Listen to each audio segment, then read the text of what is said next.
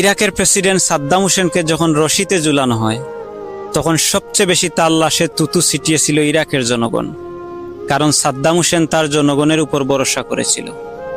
ইন্দিরা গান্ধীকেও মেরেছিল তার বডিগার্ড, কারণ ইন্দিরা গান্ধী তার উপর ভরসা করেছিল। পলাশির যুদ্ধে নবাব সিরাজউদ্দৌলাও হেরেছিল তার আপনজনদের বিশ্বাসঘাতকতায়।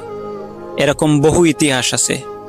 যারাই কাউকে ভরসা করেছিল তারাই চরমভাবে ঠকেছে। আপনি জানেন কি আপনাকে সবচেয়ে বেশি কষ্ট কে দিতে পারে? আপনি সবচেয়ে বেশি যাকে ভরসা করবেন সেই মানুষটাই। এ পৃথিবীটা কেউ কারো নয়, একমাত্র আপনি ছাড়া আপনার সাথে কেউ নেই। সবাই সুখের ফেরিওয়ালা। দুঃখ যদি কেউ কিনতে আসে তবুও বিনিময় চায়। তাই কখনো কাউকে ভরসা করার মতো হাতটা দিবেন না। এ জীবন পথে অনেকেই আপনার সাথে হাঁটবে, কিন্তু দিন শেষে স্বার্থের হেরফেরে তারা আপনাকে ফেলেই চলে যাবে নিজের স্বার্থ রক্ষায়।